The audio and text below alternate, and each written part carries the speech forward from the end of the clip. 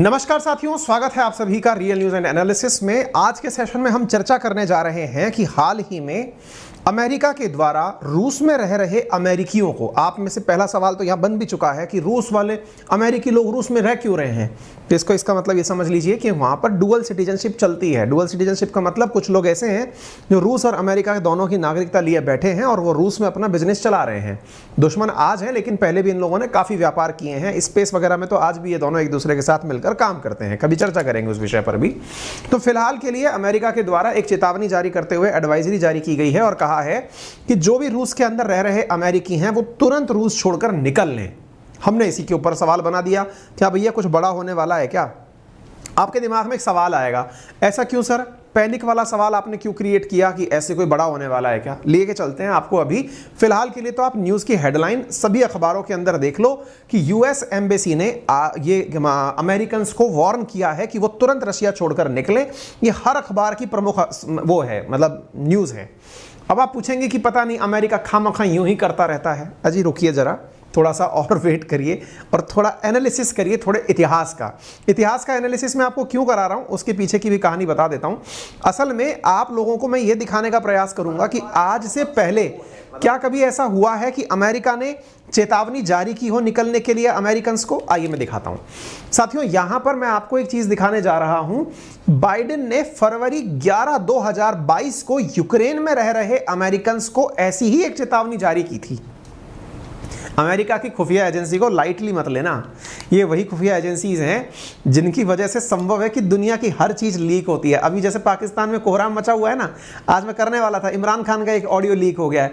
करने वाले लोग भी बहुत बड़े बड़े लोग होते हैं भाई, छोटे मोटे लोग नहीं होते हैं, ठीक है। इनकी खुफिया एजेंसी अपने भी देश में कहाँ कहाँ बैठी होंगी अपन को नहीं पता है। बाइडेन ने 11 फरवरी को अमेरिकन्स को जो यूक्रेन में रह रहे हैं उनके लिए एडवाइजरी जारी की थी। क्या कि भैया तुरंत यूक्रेन छोड़कर निकलो। कुछ याद आ रहा है? नहीं आ रहा ना? इस तारीख को देखो फिर आप, ये रही 24 फरवरी। क्या हुआ था? पुतिन ने मिलिट्री ऑपरेशन यूक्रेन के ऊपर अनाउंस कर दिया था। कितने दिन पहले? 13 दिन पहले बाइडेन ने अपने रहने वाले लोगों को समय रहते चेतावनी दे दी थी कि अब सारी चीजें पूरी हो चुकी हैं, निकल लो, क्योंकि अब अपने हाथ में नहीं बचा। 24 तारीख देख लो। मैं क्यों बता रहा हूं आपको? ताकि आपको इस न्यूज की थोड़ी इज्जत हो कि यूएस एम्बेसी ने अब रूस में रह रहे लोगों से कहा है कि वो निकलें। उल्टा भी हो सकता है, चीजें समझना। अब थोड़ा आगे चलते हैं, एक और न्यूज दिखाता हूं ताकि आपको थोड़ी और वैल्यू इस बात पर बढ़े। 2021 अगस्त 7, क्योंकि आपको कुछ भी चीज कहते हैं ना, पढ़े लिखे के लिए प्रमाण की आवश्यकता होती है।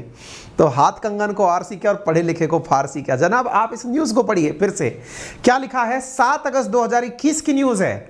अमेरिका के द्वारा security alert US embassy Kabul के द्वारा अफगानिस्तान में जारी किया गया था। कहा गया था? US embassy urge US citizen to leave Afghanistan immediately.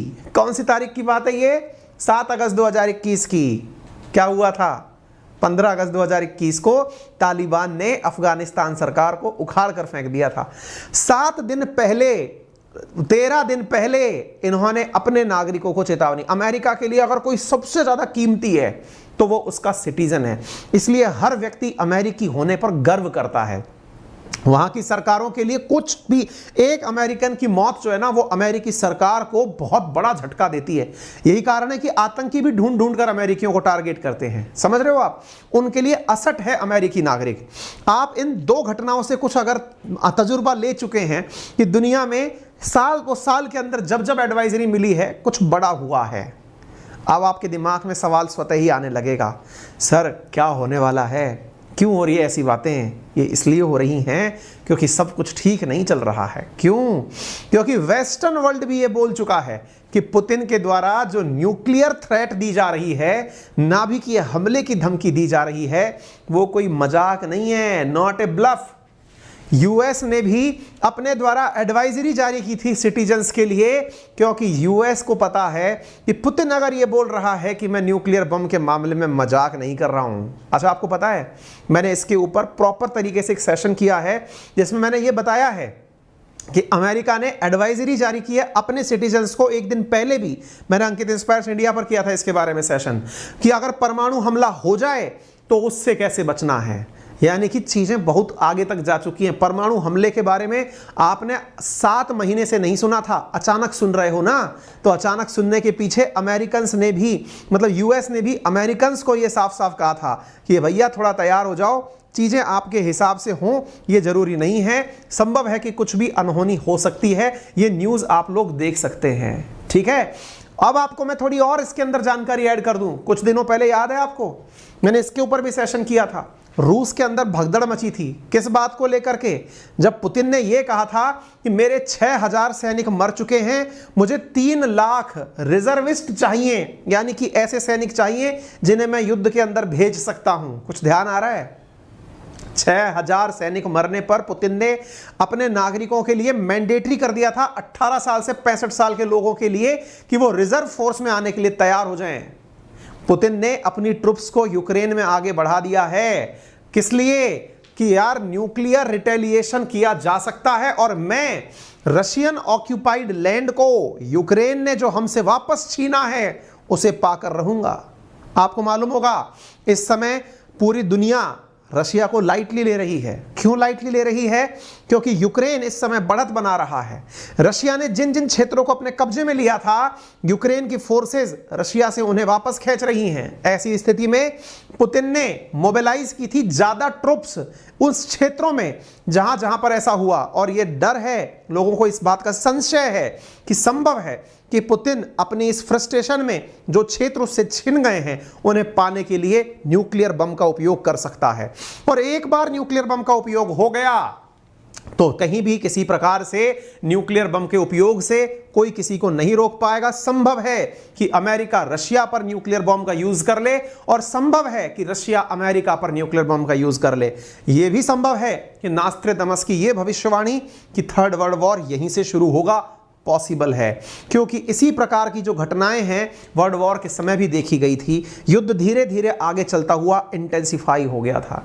और तो और आपको ये न्यूज भी मैंने पढ़ाई थी कि रशियंस ने भी अपना देश छोड़कर भागना शुरू कर दिया है। मैंने इसके ऊपर भी सेशन किया है कि रशियंस ने किस तरह से देश छोड़कर भागना शुरू किया है। क्यों?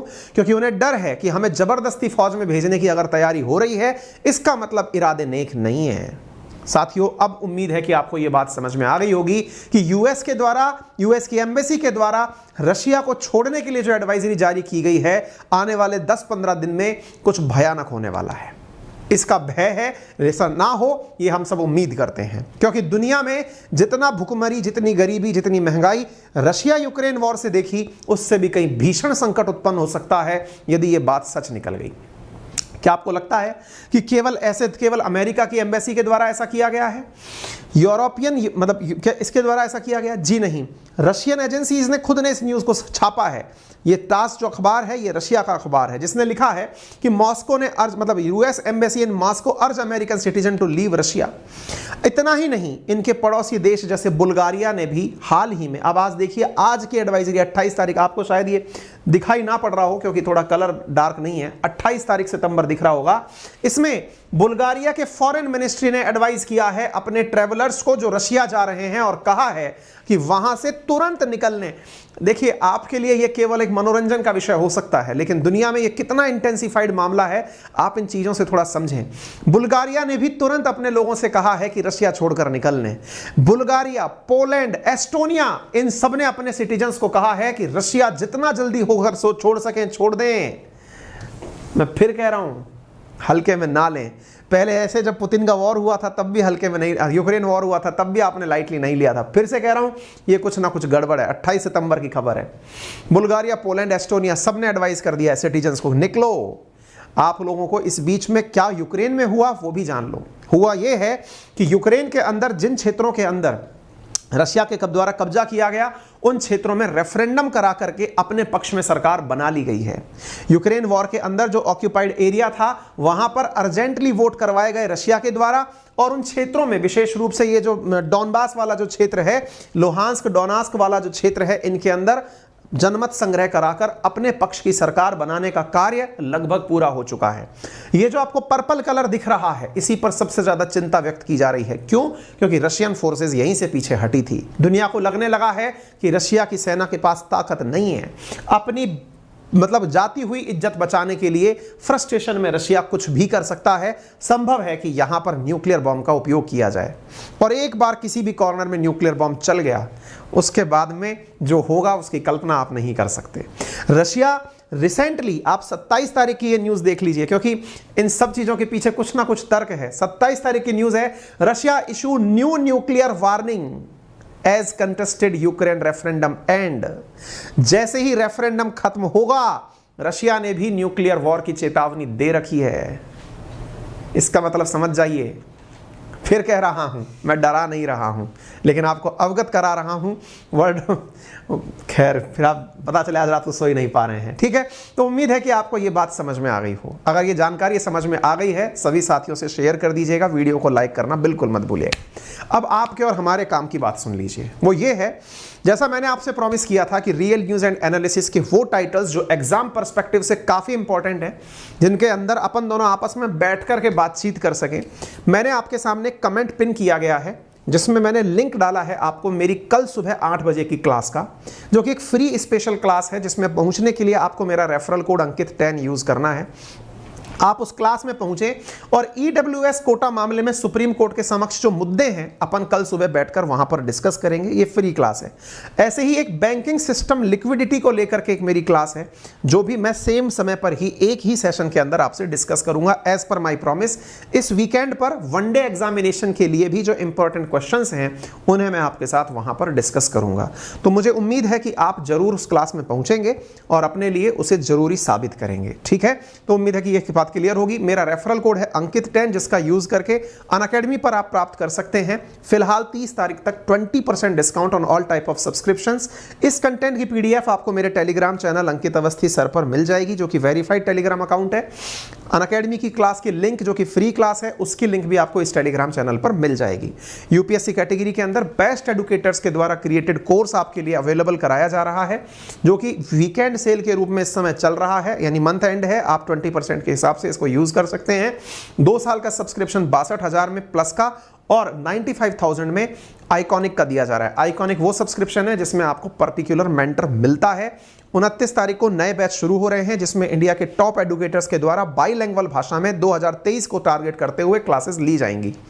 लोन फैसिलिटी, जिसमें 0% इंटरेस्ट रेट पर इजी ईएमआई ऑप्शंस में आप क्लासेस ले सकते हैं, ये फैसिलिटी अवेलेबल है। आप इसके लिए हमारी टेक्निकल टीम को 7878158882 पर कॉल कर सकते हैं।